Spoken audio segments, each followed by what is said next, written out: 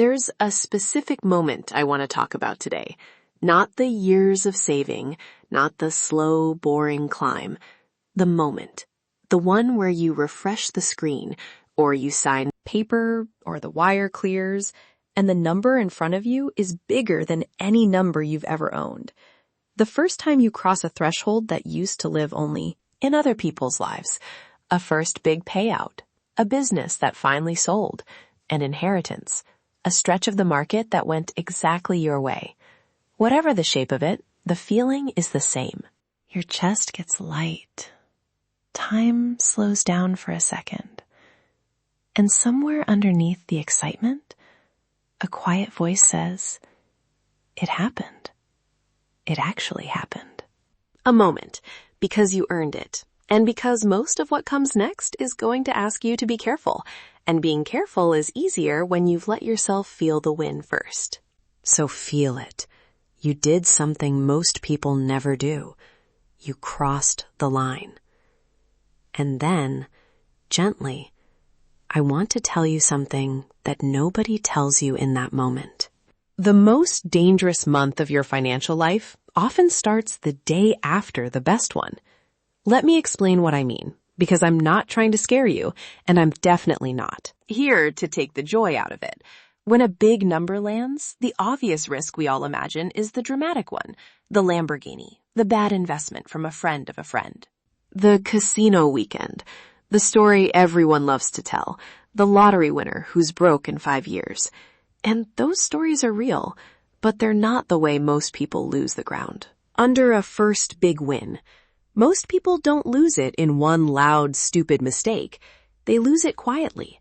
They lose it through something much harder to see, because it doesn't feel like losing anything at all. It feels like finally living a little. It feels reasonable. It feels earned. It feels like the most natural thing in the world. What actually happens is a calibration problem.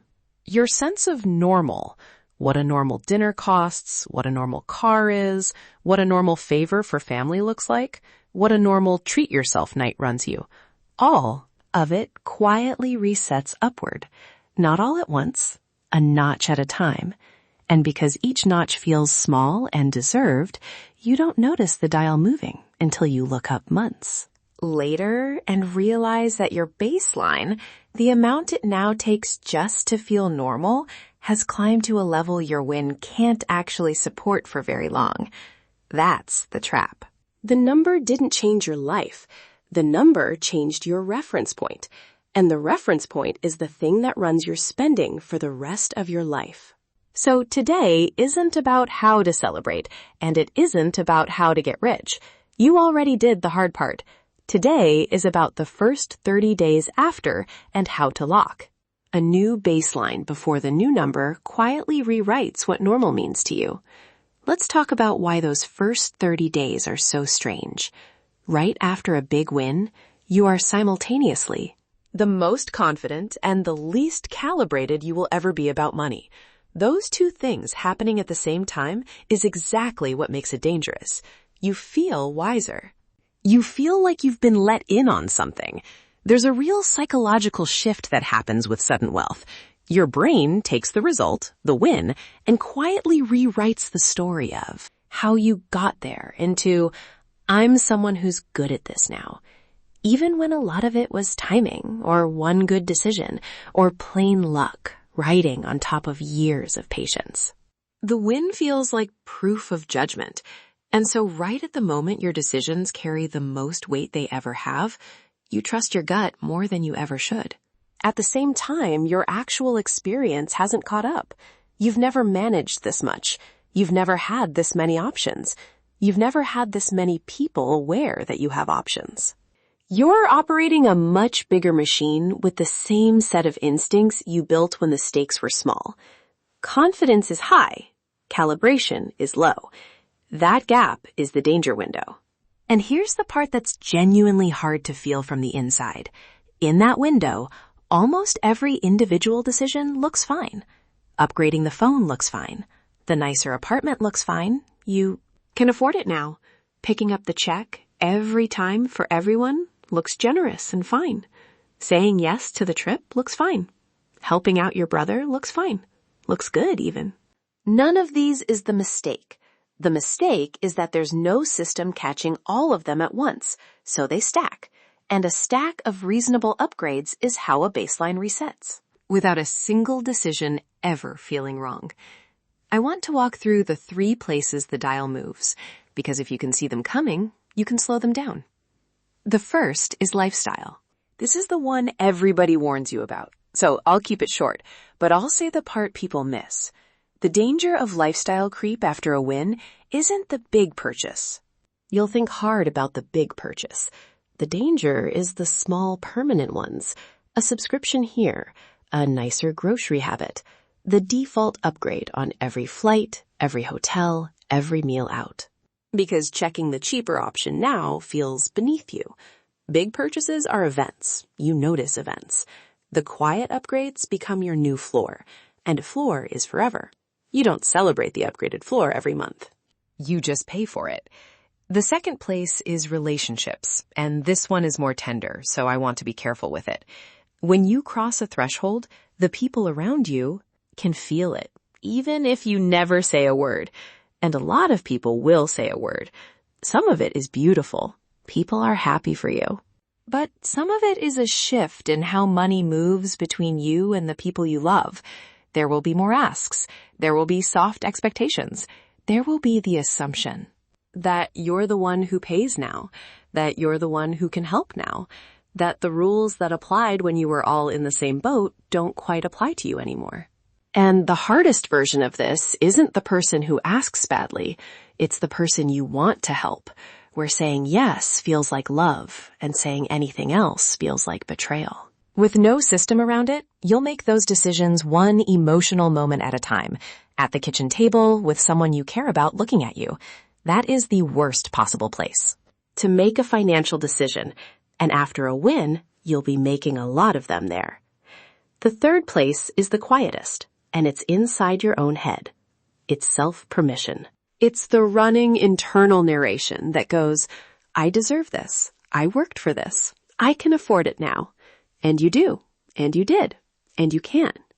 But I can afford it is a sentence that's true right up until it quietly isn't. And after a win, it becomes the answer to every question. The permission slip you write yourself 100 times stops being a celebration and becomes the new operating system. That's the reset nobody sees because it doesn't show up in any account. It shows up as a feeling that the breaks are optional now. Lifestyle, relationships, self-permission. 3 dials. After a win, all 3 want to move up at once, and every single click feels reasonable. So what do? You make the next move boring on purpose. I think a lot about how the most respected investors behave right after good fortune, because it's the opposite of what the moment seems to call for. The moment feels electric, so you'd expect the response to be bold. The people who keep their money tend to do the most boring possible thing instead. Think about how a Buffett-style approach actually handles a pile of new money. There's no rush. There's no clever, complicated, exciting move designed to match the size of the win. The logic is almost insultingly plain. Pay off what's expensive, especially high-interest debt, because a guaranteed you can't lose beats a thrilling one you might. Keep a real cushion in cash so that you are never a forced seller and never desperate. Put the long-term money into broad, low-cost ownership of a lot of good businesses, index exposure, and then, and this is the hard part, leave it alone. Don't trade your excitement. Let boring compound. That's it. That's the grounding logic. And I'm not telling you this because the man is a saint to be worshipped. That's not the point. And hero worship is its own kind of bad decision. I'm telling you because the structure of that thinking is the antidote to the danger window. It deliberately separates the size of the emotion from the size of the action. The win was exciting. The response is dull, on purpose, because the dull response is what's still standing in 10 years. Here's the reframe I'd offer. Right after a win, your instinct is that a big number deserves a big move. It doesn't. A big number deserves protection first and a plan second. The smartest first move is almost always less exciting than the win that earned it. If your next financial decision feels thrilling, that is information. That's the danger window talking. The decisions that protect you will feel a little boring, a little anticlimactic, even a little disappointing. That feeling of, wait, that's it? That's the feeling of doing it right. But boring logic only protects you if you can actually hold to it when you're standing at the kitchen table or staring at the checkout screen with the wind still glowing in your chest. And willpower alone won't do that. So we need one more piece. The missing piece is friction. I keep coming back to a set of money habits you see woven through a lot of Japanese household culture, not because of anything mystical about them, but because they're so practical. And they all do one quiet thing. They put a small, deliberate gap between the impulse and the money. Picture the simplest version of it, cash you can actually see and hold in envelopes or separate accounts with a job assigned to each one, so that spending from the wrong bucket means physically, visibly taking from somewhere it wasn't meant to go. A habit of writing things down, every expense, not to punish yourself, but so that nothing slips by unseen, because what gets recorded gets noticed, and what gets noticed can't quietly reset your baseline. A built-in pause before any meaningful purchase, a little bit of ceremony around money decisions, so they're treated as decisions instead of reflexes. None of that is dramatic. None of it requires discipline. In the moment, which is exactly the point, because in the moment, right after a win, your discipline is the least reliable it will ever be. Friction works precisely because it doesn't depend on you being strong at the kitchen table. It moves the decision out of the emotional moment and into a calmer one. It makes restraint the easy default path and makes the impulse take a little effort. This is the practical core of protecting a new baseline. You are not trying to become a more disciplined person overnight while you're flooded with the feeling of having won. You're trying to build a few small speed bumps so that future you, the calm one, gets a vote on the decisions that present you, the excited one, would otherwise make alone. So when an ask comes from someone you love, friction means it doesn't get answered at the table. It gets a kind, honest, let me think about it and come back to you. And then it gets decided a few days later with a clear head, away from the moment. When a big upgrade tempts you, friction means there's a waiting period and a separate bucket it has to come from. So the money has to clear a small hurdle before it moves. When a thrilling investment shows up, and after a win, they will find you. Friction means it goes through the boring filter first. Do I understand it? Can I afford to lose it? Is the excitement doing the talking? The gap is the whole tool. You're just refusing to let the most emotional version of yourself spend the money. So let me bring this all the way down to the ground, because I promised you something you could actually do this week, not a philosophy. Here is a 7-day reset. One small move a day for the first week after you cross the line. Nothing here is dramatic. That's the point. This is the boring protective work that keeps a first big win from quietly becoming a first big lesson. Day 1, don't move the money and don't make a single irreversible decision. That's the whole task. Park it somewhere safe and boring. A plain savings account is fine. And give yourself explicit permission to do nothing with it for now. The first move is a deliberate pause. Let the initial wave of feeling pass before any of it gets spent or committed. Day 2, write down your real, honest, pre-win monthly baseline. What did your normal actually cost before the number landed? Get it on paper, because that figure is the thing you're protecting. That's your true floor, and you want it recorded before the dial starts moving, so you have something to measure against later. Day 3, handle the guaranteed wins, quietly. Pay off high-interest debt, the expensive, draining kind. This isn't exciting, and it won't feel like a celebration, and that's exactly why it's first. It's the surest return you'll ever get, and it shrinks the machine you have to manage. Day 4, build the cushion. Set aside a genuine emergency reserve in plain cash. Enough months of your real baseline that you can never be forced into a desperate decision. This is the thing that means you. Never have to sell something good at a bad time, and never have to say yes to a bad idea because you're cornered.